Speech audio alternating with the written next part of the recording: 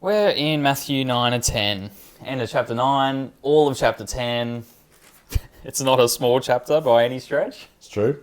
but there were a few threads that were interesting to pull on, especially the Ezekiel stuff, the shepherd stuff. How did you enter this talk and arrive at kind of that thread of Jesus is the... It's not the bystander effect here. Yeah. But, I think it was interesting when we were planning, we were trying to figure out where we put the end of chapter 9. Like, does it belong with the chapter before? Does it belong with the chapter after? And I remember us wrestling with that a lot. And potentially we could have just separated and done our own talk in that one. But there's some really important transitions happening with Jesus at this particular moment. And I don't think I quite appreciated just how much the shepherd king language was being picked up both before and after. Like chapters 8 and 9, we had a whole bunch of healings, the 9 healings that are kind of signalling the messianic arrival, a pivot through the sheep without a shepherd, the compassionate response, which is the sending out of his disciples. But that shepherd language was just massive, and I just went down a massive Ezekiel rabbit hole, and I'm just like, man, we kind of just need we need to understand the whole Old Testament in context in order really to catch all the rich allusions that Matthew's trying to throw in there for us. yeah. Do you want to give us some... what's your sense of, there's no exact direct quote that we get, but the language of sheep without a shepherd is just too clearly what Ezekiel 34 is about.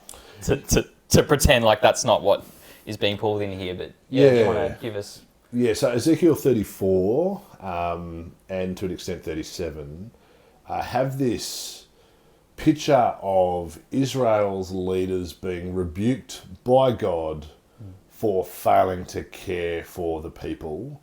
And the image that God uses in Ezekiel 34 is shepherding, and it's incompetent or incoherent or selfish shepherding that is the problem. And the prophesied correction to that failure of shepherding is to remove them from leadership and replace that with effective leadership, which is God himself stepping into the story to provide a solution to this bad leadership. And so when Jesus looks out at the crowd and sees the people of Israel operating as sheep without a shepherd, that is an absolute thematic hook for me to jump into Ezekiel 34. Because they do have leaders. There are religious leaders. There are people that are commissioned by God to care for the people. The priests, the religious leaders, the synagogue leaders, although we have seen a synagogue leader show faith in Jesus. All these different categories of people that are supposed to be protecting and shepherding are not. They are self-seeking. They are allowing the sheep to be consumed by all sorts of idols.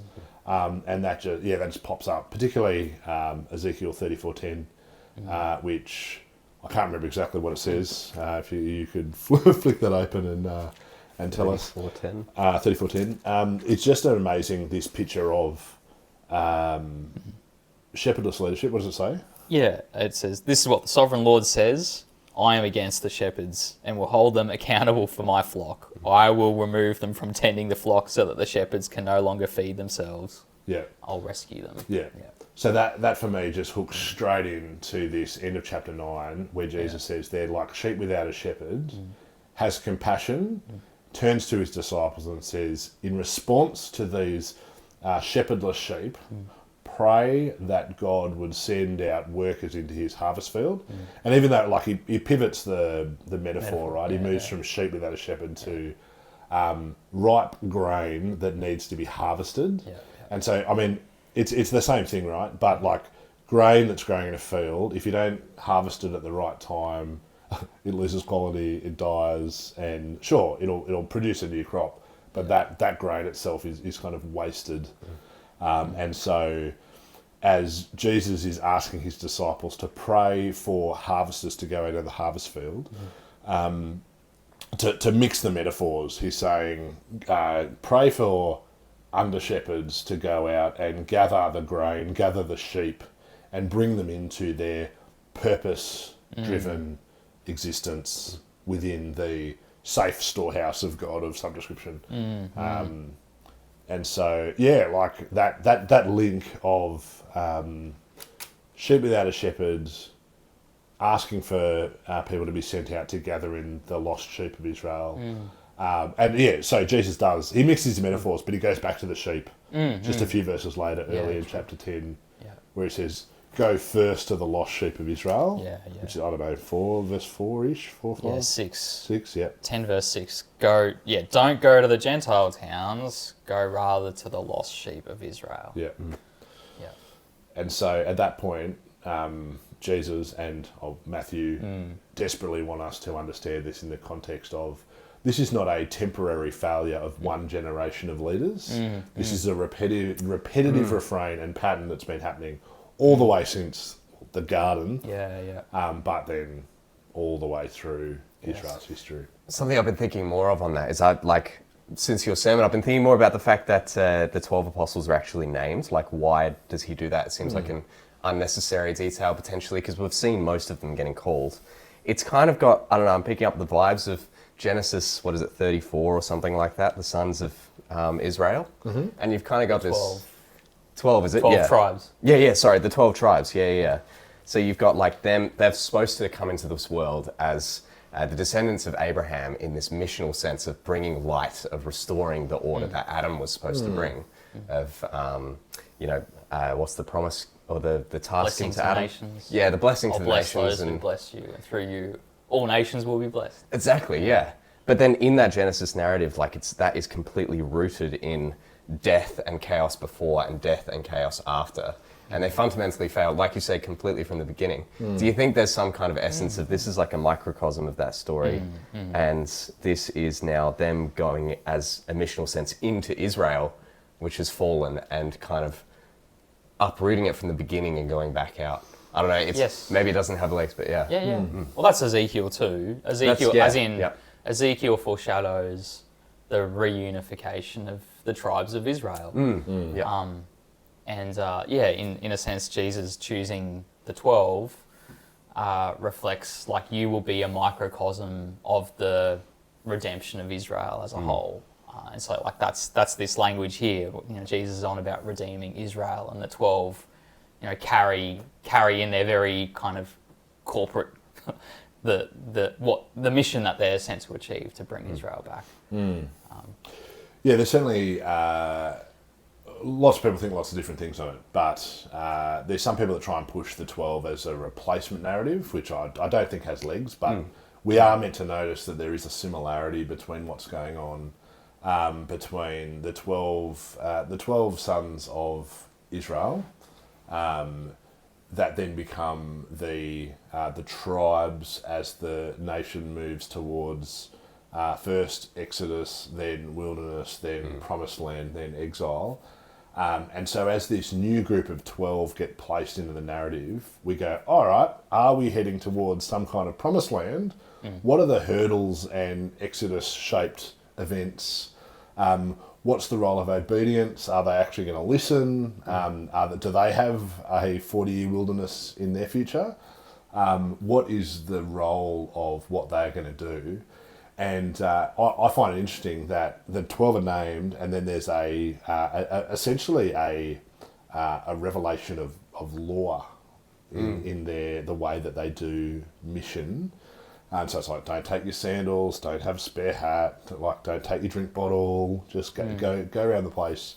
And all those laws, I use it loosely, but in terms of the instructions for the mission, kind of resemble calls to action and law it's a call to obedience to operate in this mission in a particular way. As you look through the list, they're all things that actually drive them towards faith. And so it's like, well, where am I going to sleep tonight? I don't know. And so I'll take a raincoat just in case it rains and I get stuck outside. No, don't take a coat. Go to a town and throw your piece out before them. And if they respond, then great, stay with them. If not, shake the dust, turn your back, go away. All that kind of plays out in my mind to go, are the 12 going to be disobedient like the 12 tribes, or is this a new mechanism, or is it a new obedience narrative connected to faith?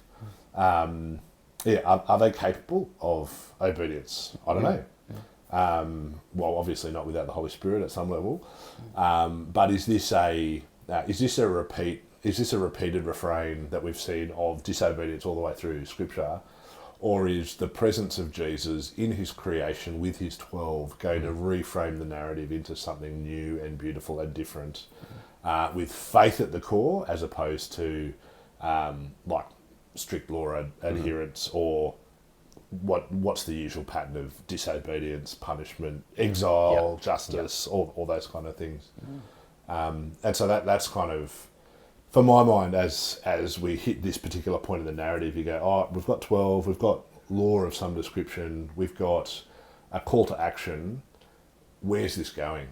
Probably bad places, because that's the pattern we've had since the beginning. We've been, I think the image that in my head, as we keep coming back to how is Matthew appropriating these different Old Testament texts?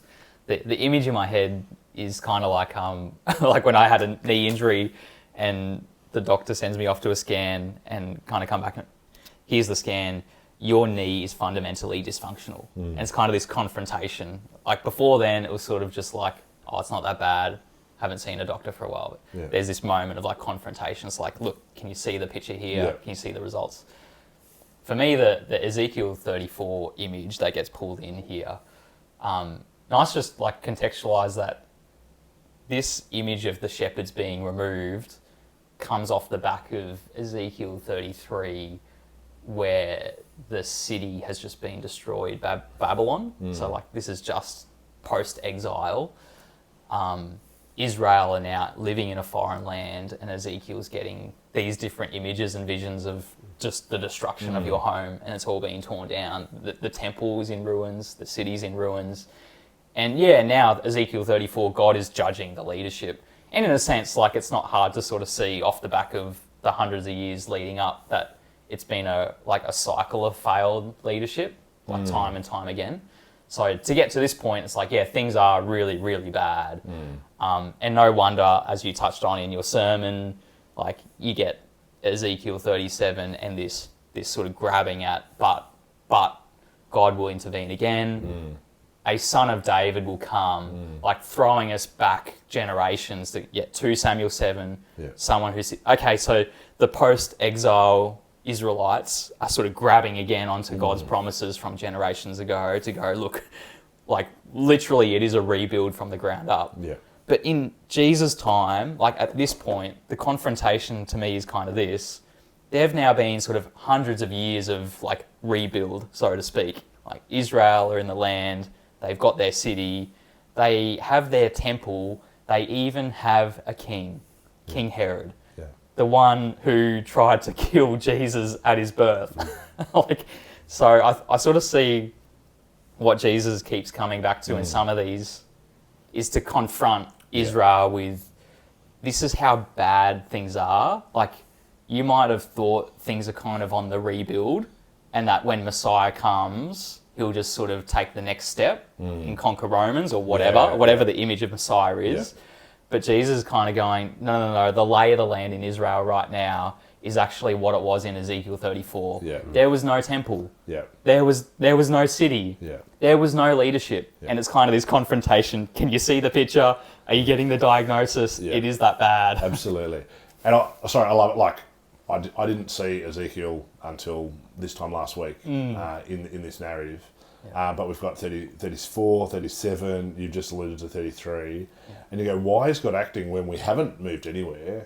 And then Ezekiel 36 actually sits in that space beautifully.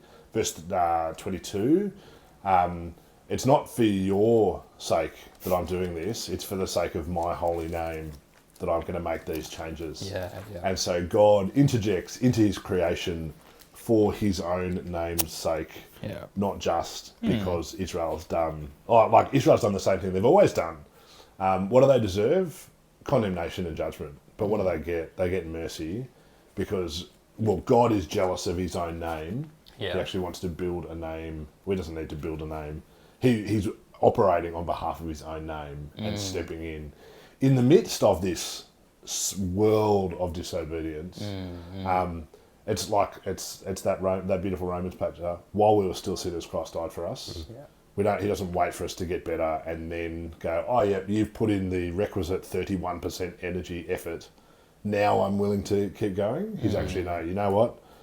I will operate to save you because of who I am and for the sake of my holy name, not because of anything you've done or because you deserve it or because you're special, but because I am God and I'm holy and I will not let my name be tainted. So, anyway. What I find really interesting, which I hadn't really been tracking much, is the David-esque leadership of Jesus, which I think comes out quite nicely in this chapter in particular. The chapter before, we had that little line when the blind guys are being healed that says, "Son of David," and you go, Have mercy on us. Have mercy on us, Son of David."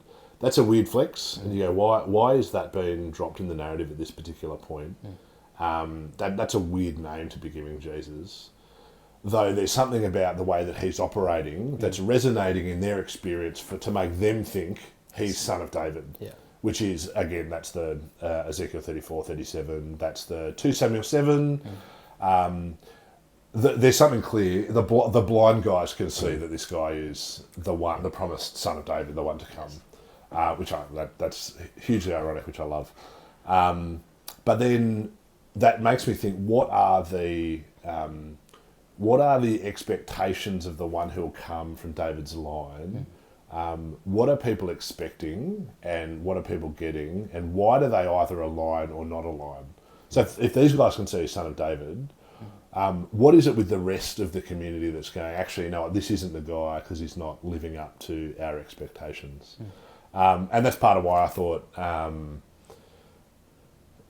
are they expecting a ruler like King David who basically slaughtered countless nations because of God went out before him. He was a man after God's own heart. He cleaned up the house. He cleaned house. Yeah, he swept the decks.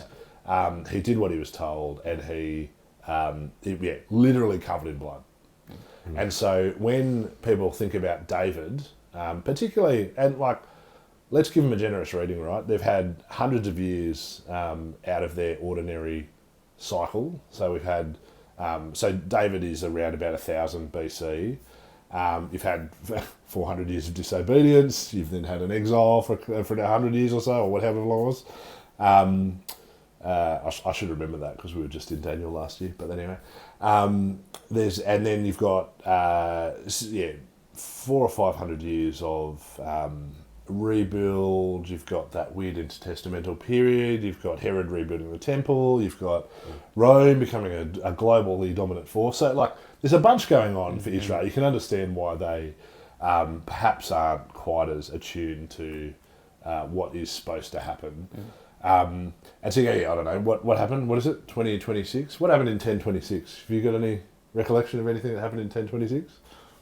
No. Ethelred? I've no idea. I don't know. I can't remember. That's not one of my historic markers that I think a whole lot about.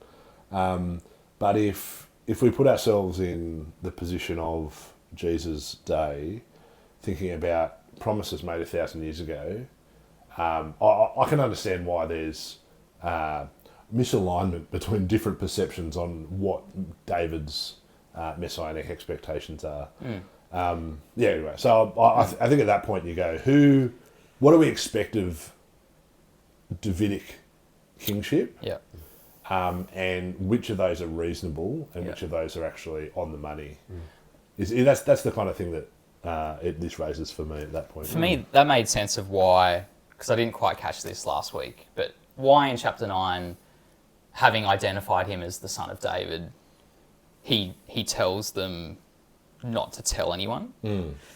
Pretty, sternly. Like, he restores their sight and then says, don't tell anyone. Yeah. I was like, oh, that makes sense. They've seen more than anyone else, and yet Jesus isn't actually confident that who they think the son of David is actually who he is. And it reminded me of the story in John 6, where Jesus feeds the crowds, and then seeing that they were going to try to make him king by force. So Jesus is alert to that kind of messianic, revolutionary, like, impetus in the crowds who are maybe starting to gather. So it is interesting to go from, this recognition that Jesus is the son of David, and we kind of go, okay, what kind of son of David? Yeah. And then what's being pulled in here is, shepherd king, son of David. Yeah. The one who has compassion on the sheep. Do you think that there's also something behind, I love what you said in the sermon about David having blood on his hands as this warlike king. Yes, he is the gentle shepherd who takes care of the sheep in the beginning, but then do you think there's an essence in which Jesus is that warlike king, just not the way that they expected? It's not against Rome, it's against something very different, and he most definitely does have blood on his hands. He wages violence against Satan. Yeah. and our sin, and death. He robs the grave and leaves death languishing in the wake of his victory. Like, absolutely, he's a violent king. But, Yeah, look, I think in this narrative, when he's called son of David in mid-chapter 9, he then has compassion on his sheep, on the sheep without a shepherd, and he calls them to go to the lost sheep of Israel. We're nailing him as a Davidic, someone in the Davidic lineage, and the expectation is war, right? The war, blood-soaked leader.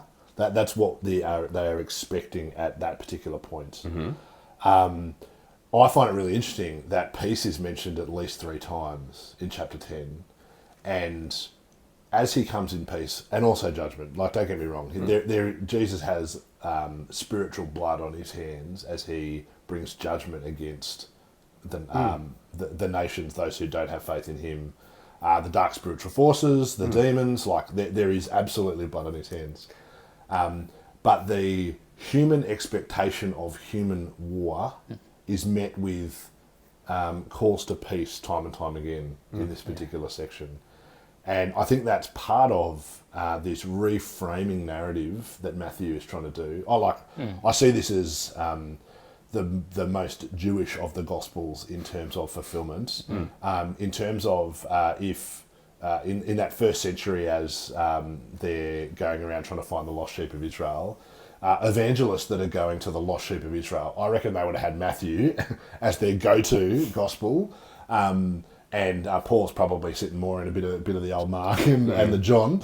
But all of this fulfillment stuff, I actually think he, at this particular point, is reframing the expectation about who Jesus is going to be in terms of his Davidic lineage, not in terms of a human warlord who's going to bust up the Romans, but who'll come in peace in that space and fight wars that these guys can't even imagine about what it looks like. Yeah. So, like, what are they doing to demons? They're ignoring them. They're just going, all right, well, you go park yourself in the graveyard. That's where you can hang out. But Jesus comes in and deals with the demons once and for all, casts them into the place of chaos, and they are no more. They don't bother anymore. And so Jesus, looks like this fluffy Balaam kind of shepherd guy, but instead he's actually raging war on the dark spiritual forces. Yeah. In a beautiful way. Whilst arriving in peace. So it's like, he's come to bring peace. And so, sorry, there's heaps of conflict on at the moment, globally. Sorry, you go. Yeah, no, sorry. I'm just thinking like that there's so many themes, so many threads there, but like in that tension between what does he come to do? He's waging war against the spiritual, and he's also bringing peace and order. And then we picture David as this man who's covered in the blood of all of these sinful nations around him, and here is Christ covered in his own blood, having his hands nailed. Yeah. And so I don't know. I think that's the climax of this. Is it war? Is it peace? It's both. It's in him. Like it's. Absolutely. I don't know. Yeah. Absolutely. at the hands of his enemies. Yes, Nailed yeah. to the cross by the Roman enemies. And conquering sin, death, and finishing once for all the eternal war of good and evil, so to speak. But yeah, look, I look at there's stacks of global conflicts that are kind of bubbling up at the moment in different places in the world.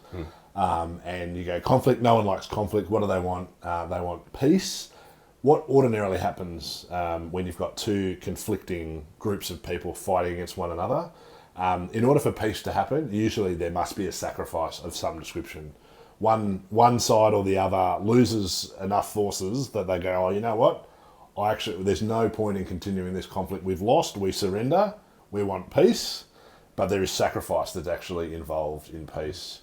And so even if a peace-loving, peace-bringing ruler is in control, there still is sacrifice that needs to be made. There is still blood that needs to be shed to bring about that peace. And that peace is only lasting as long as the peace-loving ruler is in control and command of what goes on. And so, yeah, absolutely. Jesus arrives in peace. Chapter 10 is all about the different ways peace is coming out.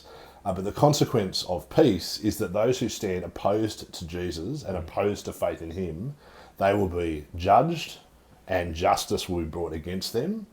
And so Jesus as judge and peacemaker, they're not different. They're like, Jesus isn't schizophrenic doing two different things at different points.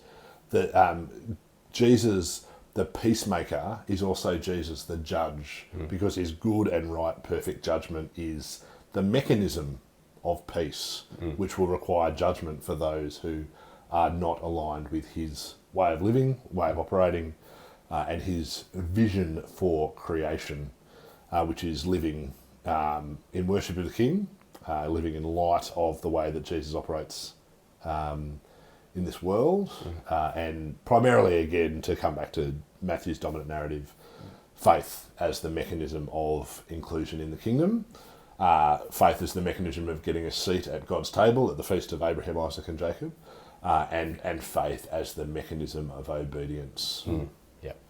I love in these chapters sort of that, each little image that we get of Jesus' salvation or the kind of Messiah he truly is, sort of positions us to sort of go like, what does it look like to receive this kind of Jesus? And from chapter 9, like the image in my head, that thread of take heart, son, to the paralyzed man, take heart, daughter, to the bleeding woman. This gives this fatherly image to Jesus, to kind of receive him in that fatherly tenderness that he's offering to the people. And then chapter 9, 10 sort of comes in with this, Jesus, the shepherd who has compassion on the sheep. And now this image of, well, you said it on Sunday, that it's in the nature of sheep to wander. And the question is sort of, now that the shepherd is here and speaking to you, will you listen to his voice? And the posture for me here is now kind of, Jesus is coming to me so that I can sing Psalm 23 again. It was hard to sing Psalm 23 and say, the Lord is my shepherd, when I've been crippled and downtrodden by Israel's leadership who are just self-serving.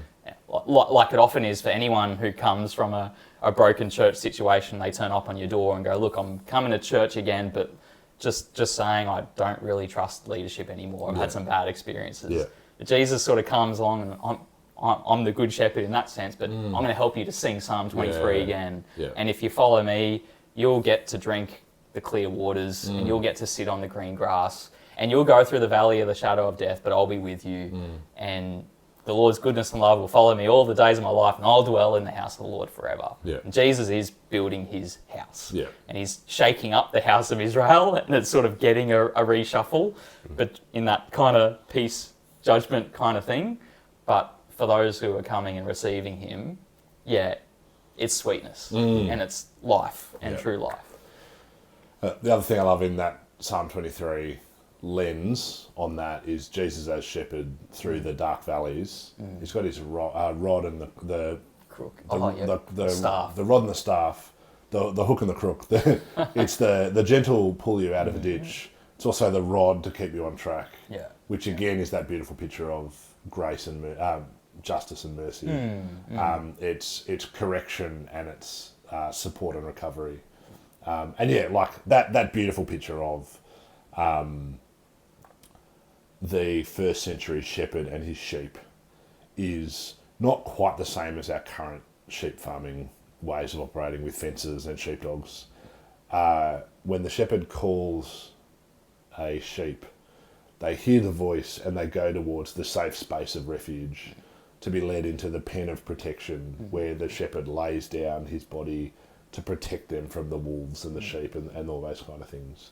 That beautiful relational picture, it's not quite the same as the family language, but there's enough resonance in that space of being a sheep under a good shepherd is a beautiful, safe, protective place. But being a sheep under a bad shepherd, they don't lay down across the gate. They actually just let the wolves come in. And so that fence that's supposed to be a protection is actually an entrapment that allows you easier to be consumed as they come into the pen to like ravage and devour. And so yeah, this polemic against Israel's leaders, that God is clearly removing them from leadership. Jesus is executing this divine judgment against Israel's leaders, will result in a new shepherd-sheep relationship between God and his people through Jesus. And we just see this continuous detachment from the old school mechanics of the temple and how that functions in relation to worship, relationship with God, righteousness and mercy. And now Jesus is the mechanism. And yeah, I can't remember exactly the lens there. And that might have been at the end of the Ezekiel 37 section. But yeah, I think it's the last bit of, might be 37:10 or 14, doesn't matter. Go and look it up. But that beautiful picture of